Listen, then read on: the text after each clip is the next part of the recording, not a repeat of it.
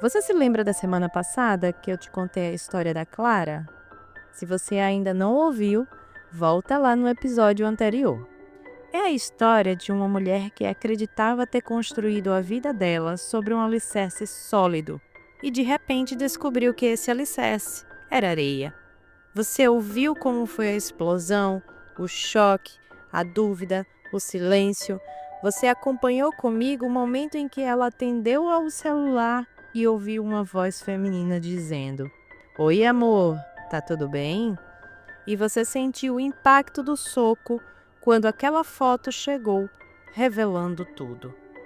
A traição escancarada, a porta fechada e o vazio. Mas hoje eu quero te contar a outra parte dessa história. Porque quando a traição acontece, a vida não acaba. Ela muda de forma. Ela se quebra em mil pedaços. E o grande desafio é o que você faz com esses pedaços. Esse é o episódio 33 do Dominando as Suas Emoções. E eu sou a Vivi Bantim, psicóloga e neuropsicóloga, e hoje eu vou te mostrar como a Clara se reconstruiu depois da traição. E talvez, ao ouvir essa história, você perceba que também é possível se reconstruir, mesmo quando parece impossível. Então fica comigo até o fim, porque eu prometo, cada palavra pode ser um passo dentro da sua própria história. Clara fechou a porta. Do lado de fora, as malas dele. Do lado de dentro, o silêncio. E talvez esse tenha sido o momento mais difícil de todos, porque no início não foi libertação, foi solidão. Ela sentou no sofá, olhou para o nada e o nada a engoliu. As horas não passavam, a mente dela parecia um vídeo em looping. Repetia, repetia, repetia. Cada cena, cada detalhe, cada palavra.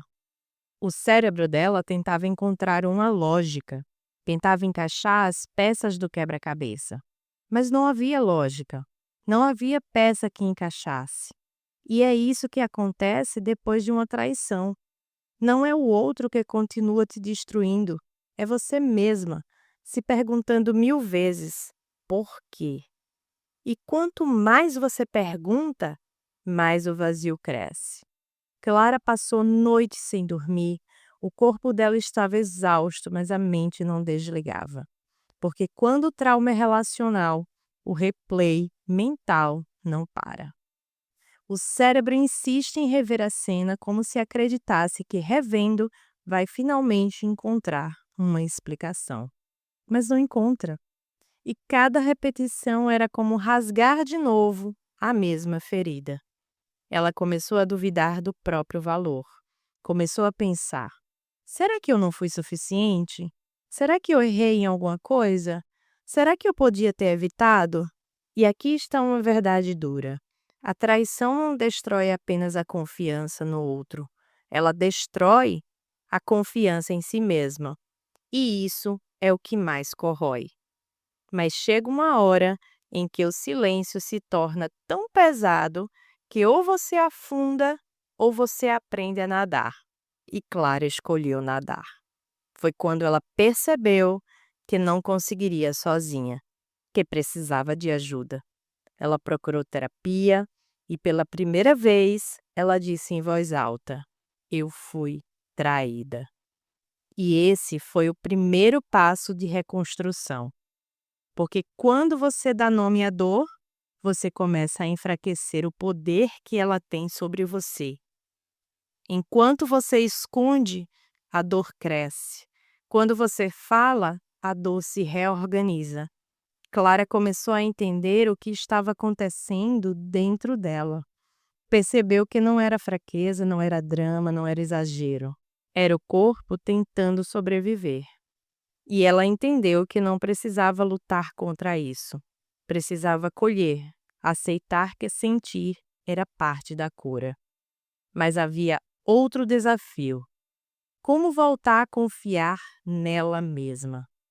Esse talvez tenha sido o passo mais doloroso, porque Clara não tinha perdido só o parceiro, ela tinha perdido a própria voz interna, a intuição, A segurança de olhar para uma situação e acreditar no que sentia, ela começou devagar, anotando as sensações dela, reconhecendo os sinais que ignorou no passado. E cada vez que ela percebia que a sua intuição estava certa, mesmo em coisas pequenas, era como ganhar de volta um pedaço de si. Confiar em si mesma foi o ato mais revolucionário da vida de Clara, mais do que confiar em qualquer outra pessoa. E sabe por quê? Porque a confiança em si mesma não pode ser traída. Ela pode ser esquecida, ela pode ser abafada, mas nunca destruída. Um dia, Clara chegou na terapia especialmente cansada. O rosto abatido, os ombros caídos, como se carregasse o peso de anos, e não apenas da traição recente. Ela falava sobre como não entendia por que a dor era tão insuportável. Era só um relacionamento, ela dizia. Não era para doer tanto, não era para me destruir desse jeito. Foi nesse momento que eu a convidei a olhar para trás. Perguntei: Clara, você se lembra de quando sentiu isso pela primeira vez? Não essa dor exata, mas essa sensação de ser deixada para trás, de não ser escolhida. O silêncio que veio depois foi longo, mas aos poucos ela começou a lembrar. Do pai que um dia saiu de casa deixando a mãe e os filhos. E não foi para longe. Foi morar na casa da vizinha. A vizinha que Clara via todos os dias. A mesma rua, o mesmo quarteirão, a poucos metros de distância. Enquanto ela crescia, sem pai dentro de casa, bastava abrir a janela para ver o pai construindo uma nova vida com outra família. Ela viu o sorriso dele no quintal do lado. Ela viu o que deveria ser dela sendo de outra pessoa. Esse foi o primeiro abandono, a primeira traição invisível. Depois, na adolescência, veio o primeiro amor platônico. Aquele que fazia o coração acelerar, que parecia o centro do mundo. Mas ele não olhava para ela. Ele olhava para outra menina. E Clara viveu de novo a mesma sensação, a de não ser escolhida. E ali na terapia, quando ela contava isso, eu disse algo que se tornou a virada de chave. Clara, não é a primeira vez que você sente essa dor. Cada abandono foi se empilhando dentro de você, criando um eco. A traição que você viveu agora não é só sobre ele, é sobre todos os nãos que vieram antes. Peso não é de um único homem, é de uma história inteira que te ensinou a acreditar que você não merece ser escolhida. Ela se calou e naquele instante chorou de um jeito diferente. Não era mais o choro da raiva, nem o da humilhação recente. Era o choro de quem reconhece uma ferida antiga, finalmente nomeada. E então veio a pergunta que mudou o rumo da terapia. Clara, será que a sua dor hoje não é só sobre a traição, mas sobre a sua vida inteira pedindo para ser olhada? Foi nesse momento que ela percebeu. O problema não era apenas o fim do relacionamento. O problema era a cadeia de abandonos que ela nunca teve espaço para processar. Essa consciência não apagou a dor, mas acendeu uma luz. Pela primeira vez, Clara entendeu que não estava apenas chorando por aquele homem que a traiu. Estava chorando pela menina de 10 anos que via o pai no quintal da vizinha. Pela adolescente que não era amada de volta. Por todas as Claras dentro dela que carregaram rejeição como identidade. E foi ali que a reconstrução de verdade começou. Com o tempo, Clara começou a reconstruir sua identidade, começou a se reencontrar em pequenas coisas. O café da manhã que ela preparava só para ela, a caminhada na rua, sentindo o vento no rosto, um livro que estava parado há meses e que agora voltava a ser lido. A música que ela ouvia antes de tudo acontecer. Parece pequeno? Não é. Essas pequenas rotinas são âncoras, e cada âncora dava ao cérebro dela novas fontes de prazer, novas doses de dopamina, não ligadas a ele, não ligadas ao relacionamento, mas ligadas a ela. E foi assim que Clara começou a se olhar no espelho de novo.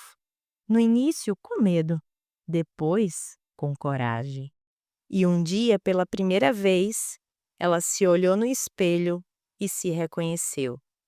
Não como uma mulher traída, mas como uma mulher inteira.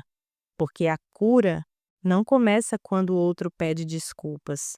A cura começa quando você se reencontra no espelho e se reconhece. Ao revisitar sua história, Clara também começou a enxergar a sua mãe sob uma nova lente. Ela sempre lembrava de frases duras ditas em tom de cobrança. Eu fiquei, eu não te deixei. É em mim que você tem que confiar. Você precisa me amar, porque eu nunca vou te abandonar. Na época, Clara não percebia, mas essa fala era o reflexo da dor da mãe. A mãe ferida, não queria perder mais ninguém. O abandono do marido tinha deixado marcas tão profundas que a forma que encontrou de se proteger foi segurar os filhos para si. E para isso criou um peso diário sobre Clara. A ideia de que ela deveria amar unicamente a mãe, quase como uma dívida eterna por não ter sido deixada. Só que essa obrigação travou algo dentro dela. Porque amar, para Clara, nunca foi leve. Sempre vinha com a condição escondida. Sempre vinha com a culpa de não poder decepcionar, de não poder se afastar, de não poder olhar para si mesma sem sentir que estava traindo a mãe. E aí na terapia caiu a ficha. Clara, você percebe que nunca aprendeu a amar livremente? Você aprendeu a amar como obrigação. Primeiro para compensar o vazio do seu pai, depois para não abrir novas feridas na sua mãe. Me parece que você nem teve a oportunidade de viver a sua própria dor pela saída do seu pai de casa. Nesse momento, o silêncio tomou conta. Clara piscou algumas vezes, como se o corpo estivesse tentando dar conta do peso da frase. Era verdade. Ela nunca tinha chorado de verdade pela ausência do pai. Nunca tinha gritado de raiva, nunca tinha perguntado: e eu? Onde fico no meio dessa história? Porque desde pequena aprendeu que não havia espaço para a dor dela.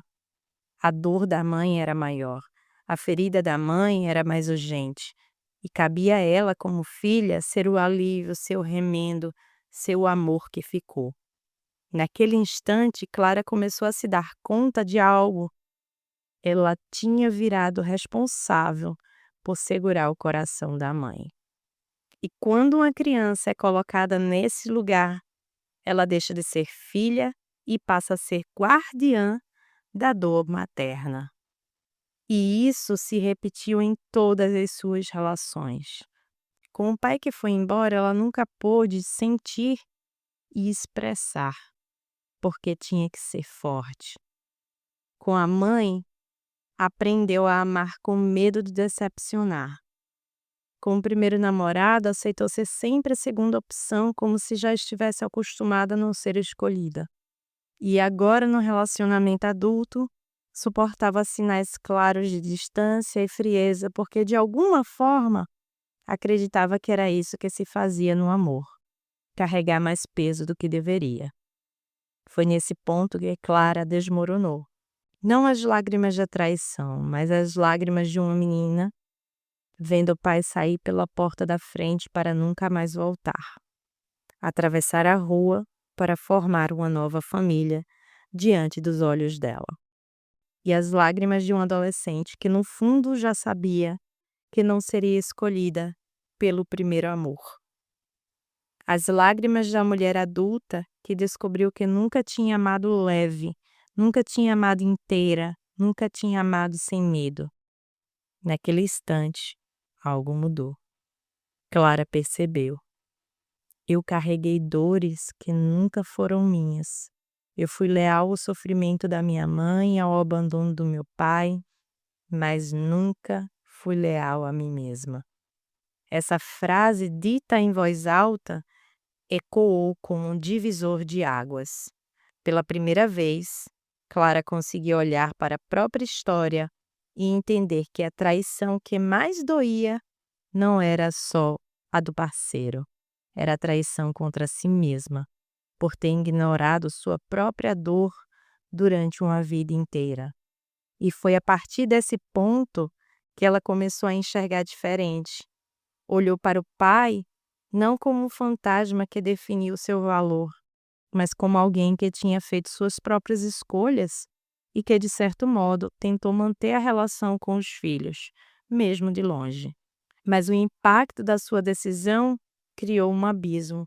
Ela reconheceu que ele saiu de casa, mas que para a criança que ela era, o que importava era a cena do abandono, o vazio à mesa. O pai não deixou de existir, mas deixou de ser porto seguro. E isso foi suficiente para que a menina Clara crescesse acreditando que amor sempre vinha acompanhado de ausência. Quando olhou para a mãe, Clara enxergou mais do que cobranças. Percebeu uma mulher despedaçada, tentando sobreviver ao colapso da própria história. E entendeu que aquela exigência diária, você tem que me amar, eu fiquei, eu não te deixei, não era sobre ela, a filha. Era sobre a necessidade desesperada de uma mãe que não podia suportar mais uma perda. Mas Clara também enxergou o efeito disso. Por anos carregou como se fosse crime olhar para si, como se fosse traição querer ser livre, como se fosse pecado escolher por ela mesma. Na verdade, a mãe, sem perceber, entregou à filha uma herança emocional de peso. A ideia é que o amor só existe quando vem junto com dívida, obrigação e culpa. E naquele instante, Clara conseguiu separar. A dor da mãe não era dela. O abandono do pai não definiu seu valor. E a traição do parceiro não era prova de que ela era insuficiente. Era, sim, o reflexo de um padrão que vinha de longe, mas que não precisava continuar. Talvez você que está me ouvindo agora esteja nesse processo. Talvez ainda sinta o chão escorregando, talvez ainda esteja perdida no looping da dor. Talvez ainda se culpe, talvez se pergunte: será que eu não fui suficiente? E eu quero te dizer, você não precisa atravessar esse deserto sozinha. No meu grupo terapêutico Trauma no Relacionamento, você vai encontrar um espaço seguro só para mulheres, onde cada história tem voz, cada dor tem acolhimento e cada ferida encontra um caminho de cura. É nesse grupo que você pode dar o próximo passo. É nesse grupo que você pode parar de carregar esse peso sozinha. Clara reconstruiu a vida dela e você também pode reconstruir a sua. A traição pode ter destruído o que você tinha com o outro, mas não precisa destruir o que você tem com você mesma. Você ainda é inteira, mesmo em pedaços. E são nesses pedaços que moram a sua força maior. Se esse episódio fez sentido para você, compartilhe com alguém que precisa ouvir essa mensagem. Me segue no Instagram, Vivi Bantim. E não se esqueça, toda segunda-feira tem episódio novo aqui e no meu canal do YouTube, podcast Dominando Suas Emoções. Cuide bem de quem você escolhe ser todos os dias. E lembre-se, você está na central de controle da sua divertida mente. Até o próximo episódio!